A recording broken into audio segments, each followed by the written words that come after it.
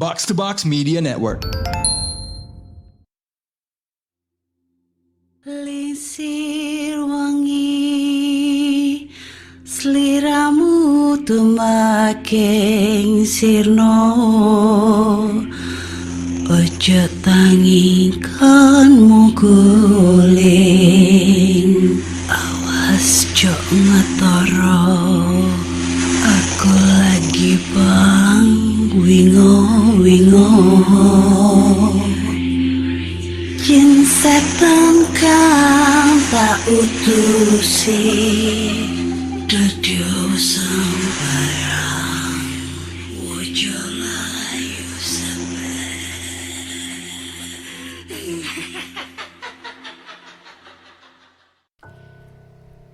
Hai Rek, iya apa kabar? Ketemu lagi dengan aku si Ana di podcast kisah horor. Dan kita bertemu di episode 280. Dan di episode kali ini aku membacakan cerita horor ataupun email berhantu yang sudah dikirimkan teman-teman melalui podcast kisah horor@gmail.com ataupun di Instagram podcast kisah horor serta Google Form yang tersedia di bio Instagram podcast kisah horor. Jadi sebelum aku ngebacain cerita horor nih, aku mau ngasih tahu ke kalian bahwa kemarin aku ada kolaborasi dengan Lonceng Misteri di channel YouTube-nya. Aku di situ jadi narasumber menceritakan tentang pengalaman horor pada saat di tempat kerja dulu.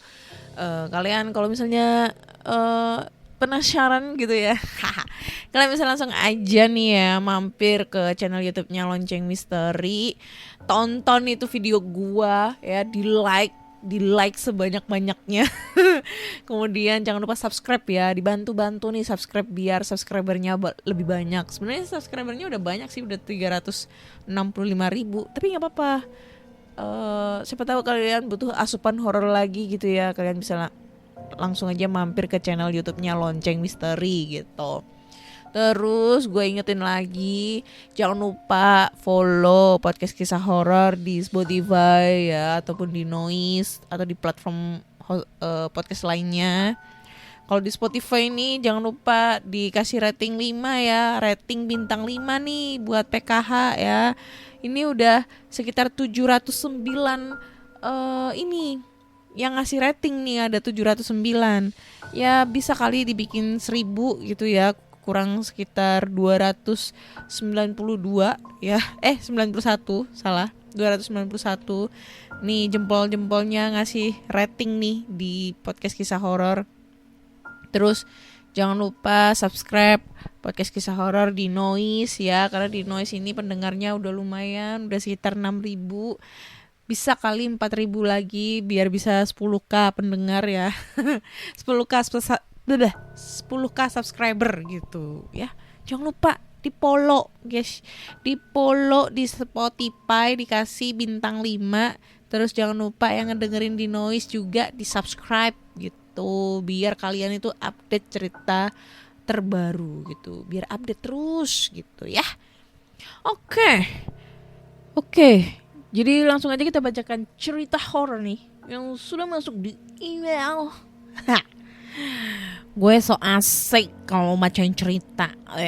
Bodo amat. Emang gue asik. Woi, mantap kan?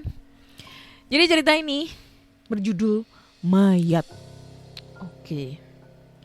Ini gak ada namanya, jadi langsung aja. Halo Kak Ana, aku mau bagi kisah nih. Jadi kami memang dari Toraja asli, besar di Toraja juga. Wah, Toraja nih bro. Cerita ini pas bapak belum dapat kerja tetap. Dengan bantuan keluarga akhirnya bapak jadi pedagang kopi. Waktu itu kira-kira tahun 90-an, pas kita masih kecil-kecil. Jadi saya jelaskan dulu ya. Wilayah suku Toraja dibagi 2. Ada Toraja A dan Toraja B, gitulah. Nah, bagian Toraja B inilah yang mistisnya kuat banget. Sampai sekarang malah. Kalau mau ke sana tuh harus hati-hati. Nah, kami ini warga Toraja A-nya. Jadi pas tengah malam menuju subuh gitu, bapak dan temannya lagi siap-siap ke daerah gunung buat ambil kopi. Mereka naik truk. Pas melintas depan sebuah rumah sakit, ada sepasang bapak dan anaknya nyetop truk mereka. Bapak-bapak yang nyetop itu cerita kalau istrinya meninggal malam itu di rumah sakit. Tapi gak ada ambulans atau mungkin sopir ambulansnya itu gak mau nganter. Secara mereka tinggalnya di Toraja B gitu. Sopirnya takut. Kan pada zaman itu mistisnya itu gila-gilaan, apalagi di tahun 90-an. Karena bapak dan temannya kasihan sama orang itu, akhirnya mereka sepakat buat nganter jenazah istrinya. Tapi dengan syarat cuma sampai perbatasan antara Toraja A dan Toraja B. Karena kalau mau ke Toraja B itu harus naik turun gunung dan seberangi sungai dulu. Tempatnya itu berada di balik gunung. Sepanjang jalan, kata bapak, perjalanannya itu mulus banget. Padahal sampai sekarang aja jalan menuju daerah itu masih rusak, masih jurang-jurang dan becek. Apalagi tahun itu kan, katanya waktu itu seperti jalan aspal mulus. Pas udah nyampe daerah perbatasan, orang itu dan anaknya ngelarang bapakku dan temannya buat nengok-nengok lihat ke mereka. Mereka disuruh buat langsung balik ke kota. Padahal posisi masih lumayan gelap langitnya. Bapak saya dan temannya menurut. Setelah orang itu turun, bapak jalanin truk kembali ke kota. Tapi karena penasaran, belum begitu jauh berjalan, bapak saya dan temannya kemudian berhentiin truknya. Sambil sembunyi-sembunyi mereka coba melihat. Ternyata mayat istri orang tadi itu bisa berjalan dan nyebrang sungai sendiri. Dan bisa naik gunung juga. Tapi kata bapak, kejadiannya itu kayak cepet banget gitu. Sebenarnya itu bukan pengalaman bapak yang pertama sih. Dulu waktu bapak saya masih kecil, mayat berjalan itu lumrah di daerah Toraja. Jadi posisinya di depan dan belakang mayat itu ada orang yang lagi baca-baca mantra gitu. Kalau lewat gak boleh disapa, gak boleh ngapa-ngapain lah. Sekian dulu cerita dari aku, Kak. Next time aku bakal cerita tentang pengalaman horor lainnya di Tanah Toraja ini. Oke. Wah, keren nih. Keren ya. Ini ceritanya singkat tapi kayak magic banget gitu ya. Apalagi Toraja, Tanah Toraja. Baru kali ini PKH dapat cerita dari Tanah Toraja, bro. Biasanya kalau nggak di Bandung, Bali. Kalau nggak Bali, Jakarta. Habis itu mana ya?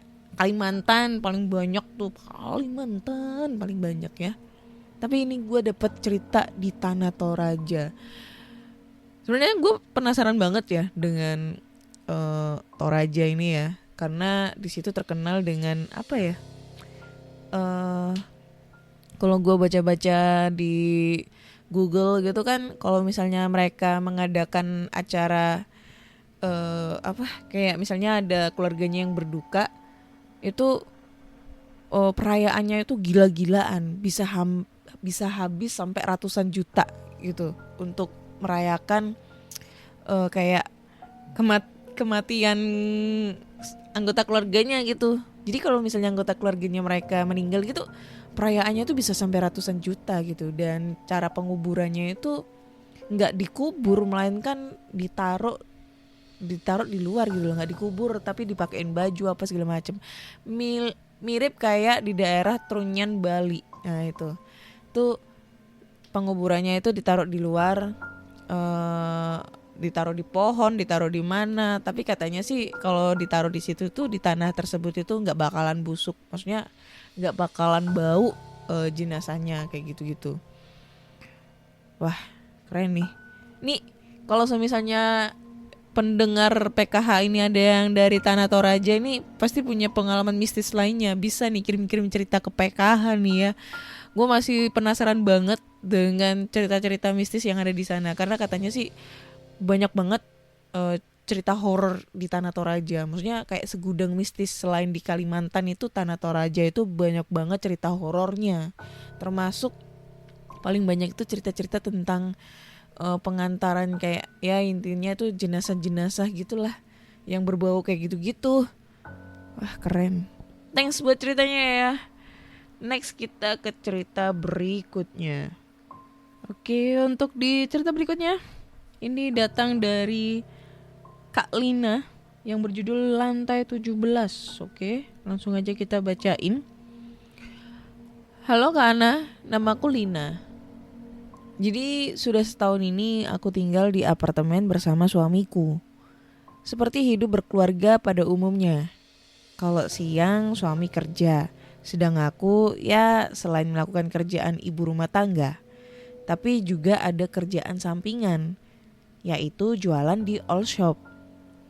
Yang aku jual itu semacam aksesoris rumah, bukan perabotan yang gede-gede ya. Ya semacam kaset, gantungan baju, sendal, rumah, dan sebagainya. Nah, malam itu ada notif masuk. Ada akun yang ngechat privat. Akun ini bernama Hening, tapi gak ada fotonya. Ses, sandalnya bisa dikirim langsung gak? Terus aku jawab, halo kak, kami ada sistem COD, jadi bisa aja kak. Oke ses, ini alamatku jalan XXX apartemen bla bla bla gitu ya. Aku sensor ya kak nama apartemennya karena takut nanti ada kesalahpahaman. Terus aku jawab, loh ini kan tempatku tinggal kak, kakak di lantai berapa? Dia jawab lantai 17. Sekarang ya? Gitu.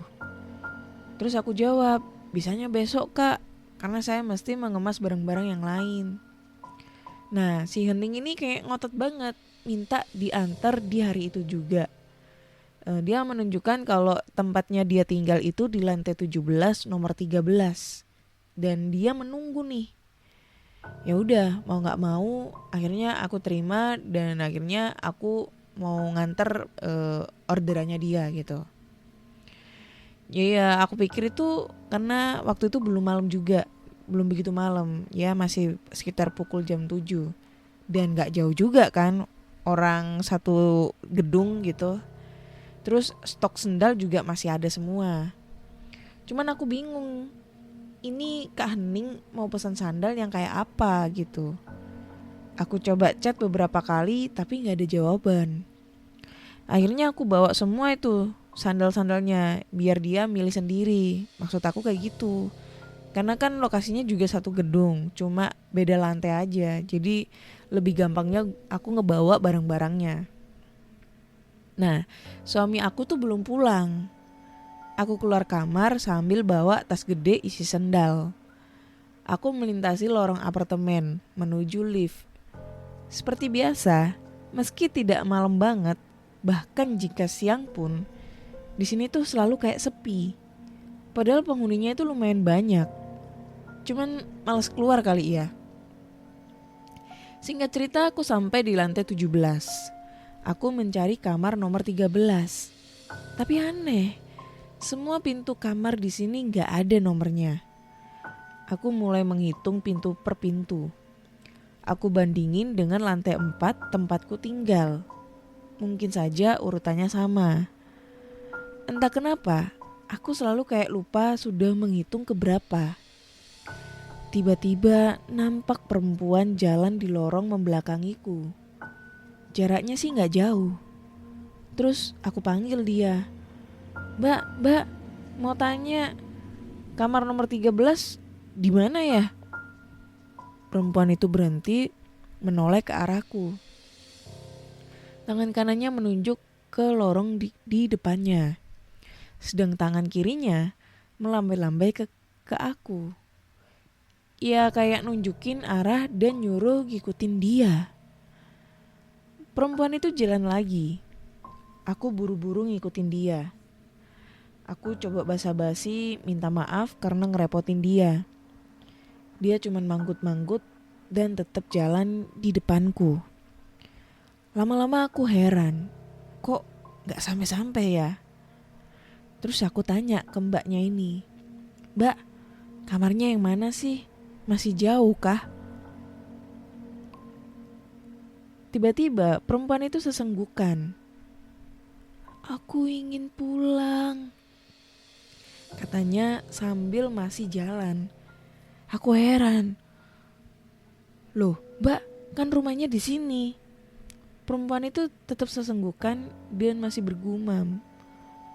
Aku ingin pulang. Gitu kali ya. Lama-lama aku gila nih. Kok jadi serem gitu ya. Terus lorongnya itu juga terasa semakin gelap. Pas aku balik badan dan berniat menuju lift, aku tuh punya pikiran buat pulang aja. Di saat aku lari-lari kecil menuju lift, suara tangis dan gumaman perempuan itu masih kedengar. Seperti menggema. Aku semakin mempercepat langkah yang lambat karena karena barang bawaanku. Aku makin panik pas ngerasa tempat liftnya ini nggak sampai-sampai. Aku bingung. Aku kayak muter-muter aja di lorong ini. Aku mulai nangis. Aku juga mulai cari tangga darurat, tapi tetap gak ketemu-ketemu. Pada suatu belokan, aku kaget karena ada perempuan itu lagi. Tapi sekarang ia memegang payung dan masih membelakangiku dan bilang ingin pulang. Aku sadar, aku saat ini sedang diganggu. Karena sebenarnya aku tuh udah sejak lama ngalamin hal-hal kayak gini. Aku pun langsung tanya ke dia, mau pulang kemana? Perempuan itu menoleh ke arahku. Ya Allah kak, bisa bayangin gak? Wajahnya itu hancur. Terus aku bilang gini ke perempuan itu dengan suara agak gemeter. Kamu pulang sendiri ya, jangan ikuti aku lagi. Aku mau pulang. Setelah aku ngomong ke itu, perempuan itu menjauh dan samar-samar menghilang. Aku balik badan. Aku pikir lift ada di belakangku. Tapi tiba-tiba aku dibentak oleh seorang pria tinggi besar. Kan sudah aku bilang, ibu jangan pernah naik ke lantai 17. Rupanya doi Pak Security yang sudah aku kenal sejak masuk sini. Pak, maaf pak. Aku bener-bener lupa. Itu bapak pesan ke saya kan udah lama banget ya. Udah, ayo ikuti saya bu. Kita turun. Sesampainya di bawah kami menuju pos satpam. Nampak suamiku di sana. Rupanya ia sudah pulang.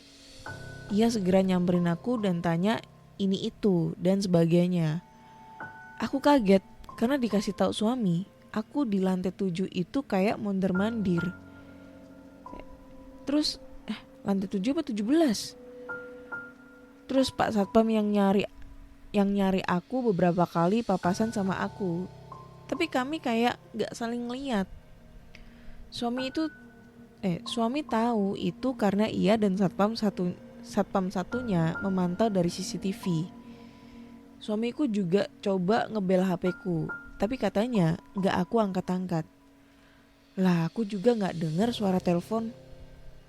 Dan kalian tahu gak, meski kayak 1 jam di lantai 17, ternyata pas turun itu sudah jam 12-an malam. Sebenarnya aku tuh gak mau lagi ngalami kayak gini-gini. Tapi mungkin udah bawaan orok kali ya kak. Aku juga gak tahu ada apa di lantai 17. Security hanya pesan jangan ke situ, tapi gak pernah cerita ada apaan. Itu saja ceritaku kali ini kak. Terima kasih sudah dibaca dan maaf kalau seremnya dikit.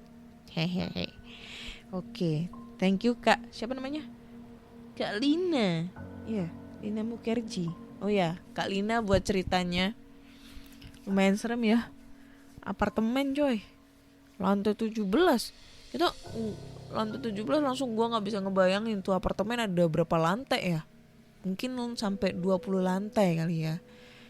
Nah ini dia juga gak nyebutin apartemen mana. Secara dia masih tinggal di situ coy. Takutnya nanti kalau gue sebutin apartemen ini gitu, lokasi di sini, nanti banyak banget nih yang penasaran pinisilin terus datang ke apartemen tersebut, tiba-tiba langsung naik ke lantai 17, ngilang dah. Gue gak tanggung jawab juga ya. Tapi gue masih penasaran, ada apa di lantai 17 17. Apakah dulu pernah ada kejadian mengerikan gitu ya? Sampai akhirnya kemungkinan nih kalau gue ngebaca ceritanya Kalina itu katanya di lantai 17 itu tempatnya itu sepi, lampunya remang-remang dan gak ada nomor pintunya. Padahal umumnya di setiap lantai itu pasti ada nomor rumah. Ibaratnya nomor, ya ada di pintunya itu ada nomornya. Anggap aja sebagai kayak rumah gitu ya, nomor rumah gitu. Tapi katanya di lantai 17 itu gak ada. Berarti itu memang sengaja untuk dikosongkan semua unitnya. Tapi kita gak tahu ya alasannya kenapa. Karena di cerita tersebut si security juga gak cerita ke Kak Lina untuk alasannya kenapa dikosongkan. Terus ada cerita apa di balik lantai 17. Karena setauku biasanya kalau masalah lantai perlantaian itu yang horor itu di lantai 13. Atau katanya kalau di lift itu, bahkan di lift itu tidak dipasang lantai 4 ya. Lantai 4 atau lantai mana gitu. Kalau di Jepang itu katanya lantai 4 itu gak ada. Nah, katanya sih bisa terbawa ke dimensi lain atau apa. Itu menurut urban legendnya di sana ya. Gak tahu kalau di Indo mah lantai 4 mah ada aja gitu kan. Cuma setahu kalau lantai 13 itu katanya horor bro. Lantai 13 sama lantai berapa gitu, lantai 7 atau lantai berapa itu pokoknya horor. Tapi ini katanya Kalina malah lantai 17 nih. Wah, gue tuh agak kayak gimana ya, lebih kayak serem banget gitu loh kalau misalnya gue datang ke lokasi gedung yang lokasinya itu harus di lantai 10 ke atas. Itu menurut gue paling serem karena bayangan gue tuh yang aneh-aneh. Takut gue ya ngebayangin kalau orang jatuh dari ketinggian 3 lantai itu kayak gimana ya, lantai 3 tuh kayak gimana. Apalagi ini lantai 17 bro. Orang kalau misalnya terjun gitu, aduh udah gak berbentuk nih badannya. Kalau misalnya ada orang yang bunuh diri gitu ya, itu kayak gue tuh kayak serem banget gitu kalau sampai lantai 10 ke atas itu udah pikirannya itu udah kacau gitu.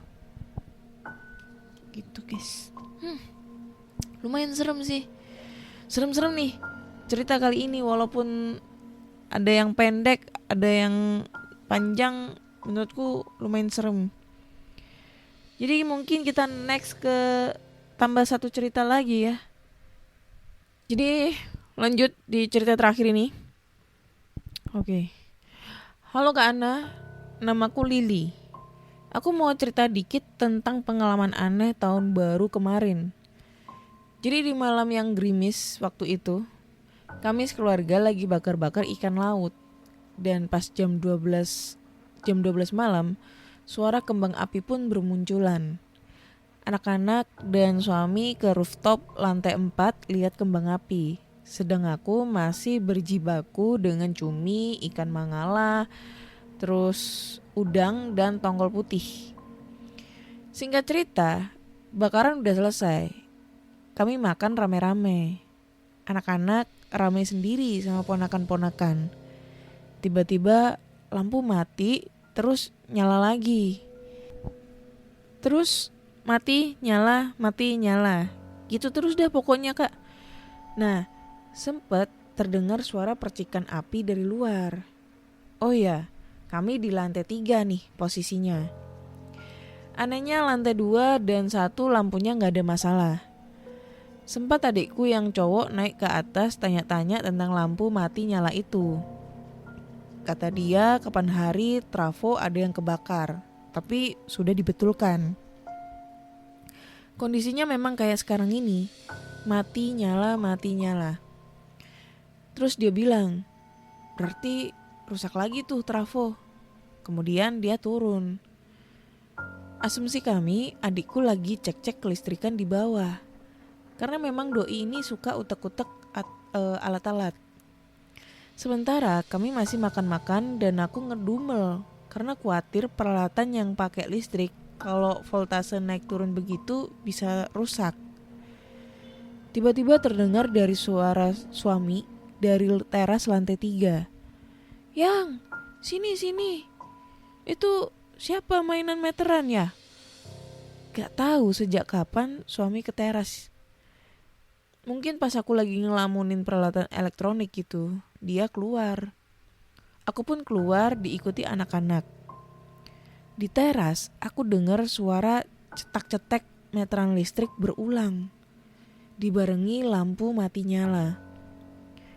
Nah, meteran kami di lantai 3 kan, berdiri sendiri. Jadi gak gabung sama lantai 2 dan 1. Meskipun ketiga meteran itu berjajar dan semua meteran ada di garasi mobil yang pagarnya gak tertutup, ada jerujinya. Yang kalau dilihat dari lantai 3 memang meteran-meteran itu gak kelihatan. Tapi kalau ada orang di depan meteran itu, pasti sebagian tubuhnya dari pinggang sampai kaki kelihatan. Karena terhalang sama peresan lantai 2, ya apa ya istilahnya, kayak tembok pembatas antara lantai 1 dan 2 gitu. Cetak-cetak terus. Aku sampai teriakin beberapa kali. Dek, itu kamu yang benerin meteran? Tapi gak ada jawaban. Terus anak-anak aku minta ke lantai 2 untuk lihat adikku yang cowok tadi. Sementara itu aku sama suami masih tercengang dengan suara cetak-cetek itu. Logikanya, kalau meteran abis drop, tombolnya gak mungkin bisa kembali lagi. Kalau gak dibalikin secara manual. Gak lama anak-anak datang dan bilang kalau adikku ini tidur. Wah, jadi siapa itu yang mainan meteran?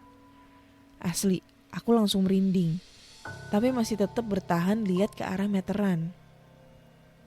Setelah beberapa kali cetak-cetek, secara sporadis, suara cetekan itu berhenti. Tak lama kemudian muncul tetanggaku. Dia muncul dari gang depan rumah lalu bilang, listrikku naik turun, apa listrik kalian juga? Kami jawab, iya. Lalu tetanggaku masuk lagi. Singkat kisah, esoknya ketahuan trafo di rumah depan, rumah saudara itu ada yang kebakar. Jadi itu kan memang satu saluran sama lantai 3 tempat kami. Dan juga sama rumah tetanggaku yang semalam tanya itu. Cuman yang jadi pertanyaan, siapa yang mainan meteran di bawah? Gak ada orang tapi meterannya cetak-cetek sendiri. Thanks Kak Ana sudah dibacain. Mohon maaf kalau ceritanya belibet dan mungkin ceritanya kurang serem. Semoga sukses selalu untuk podcast kisah horornya. Oke, thank you. Ini kenapa ya? Ketiga ceritanya itu lumayan serem-serem nih. Nih jujur yang cerita ketiga ini gue gak bisa ngebayangin sendiri nih kalau misalnya terjadi sama gue ya. Jadi intinya nih ya, kalau misalnya ada teman-teman yang kurang paham dengan pembacaan cerita aku, karena mungkin tanda bacanya yang agak kurang pas nih ya, jadi agak belibet. Jadi ceritanya, intinya si trafo dari rumah saudaranya, kemungkinan yang ada di lantai 1 apa depan rumah ya tadi gue lupa, itu tuh meledak, konslet gitu lah istilahnya, konslet. Nah salurannya itu nyambung ke rumahnya si kakaknya ini, si pencerita ini dan tetangga. Jadi kan di depan itu kan biasanya ada aliran listrik tuh, kayak kabel-kabel gitu lah. Lah itu tuh nyambung ke rumah tetangganya sama rumah si pencerita ini. Otomatis kalau konslet biasanya mati nyala gitu loh. Kayak mungkin lebih kayak mati nyalanya keredup kali ya, ngeredup terus nyala lagi, redup nyala lagi. Enggak deng, mati nyala ya kalau misalnya kabel ya. Kalau redup nyala itu mungkin lampunya yang konslet gitu, bohlamnya. Nah ini lebih kayak mati nyala. Jadi otomatis itu memang gangguan di konslet di trafonya yang nyambung ke rumah tetangga dan rumah si pencerita gitu ya, intinya kayak gitu. Nah kalau semisalnya ini sudah tahu ya sumber masalahnya ada di trafo di rumah saudaranya si pencerita, otomatis kalau tetangganya ini juga mengalami hal yang sama, listriknya naik turun, berarti kan yang cetak itu siapa gitu loh. Logikanya kalau cetak itu hal yang mengalami itu adalah si rumahnya si pencerita toh, bukan tetangganya gitu. Karena memang kalau cetak-cetak itu berarti ada yang mainin saklarnya gitu ya. Kayak apa sih, kayak saklar meterannya gitu loh. Nah itu kan cuma nyambung satu rumah doang kalau saklar meteran. Tapi ini kan trafonya yang nyambung ke beberapa rumah. Kalau semisalnya ini gimana ya ceritanya? Jadi kalau semisalnya logikanya di rumahnya dia itu ada yang cetak, itu nggak mungkin, karena biasanya kalau kalian punya meteran ya di rumah ya, kalau kalian matiin, kalau misalnya nih posisi aliran listriknya turun atau bahasa Jawanya ini jeglek gitu ya, jeglek, otomatis itu dia bisa dinyalain lagi, dicetekin gitu loh, di onin. Tapi kalau semisalnya dia posisinya emang lampu mati gitu ya, dari misalnya trafo tetangga depan rumah mati, otomatis lampu mati, itu aliran listriknya akan masih dalam keadaan on, tapi posisinya memang mati dari pusatnya, dari trafo pusatnya gitu loh. Jadi logikanya yang mainin meterannya cetek-cetek itu siapa, anjay. Itu yang gue suka, hal yang paling gue bayangin kayak gitu loh. Kalau misalnya di rumah sendirian, gue pernah, ya emang sih di rumah gak sendirian ya, ada lah orang tua, cuma kan orang tua tidur di bawah ya, gue di atas sendirian, posisi lampu mati. Ini lampu mati semuanya, emang lampu mati semuanya. Dan itu kejadiannya tengah malam, kipas gak nyala, apa gak nyala, posisi HP juga lowbat. Yang gue pikirin apa pada saat itu, dalam imajinasiku, kehaluanku adalah pada saat lampu mati, gue lagi tiduran di kasur, gue ngelihat bayangan, siluet bayangan di depan gue, atau pokoknya di sekitar kamar. Nah itu yang gue suka takutin gitu loh. Kayak gue kalau ngeliat setan di luar rumah, it's okay. Maksudnya kayak di jalan kayak atau di mana, itu nggak masalah.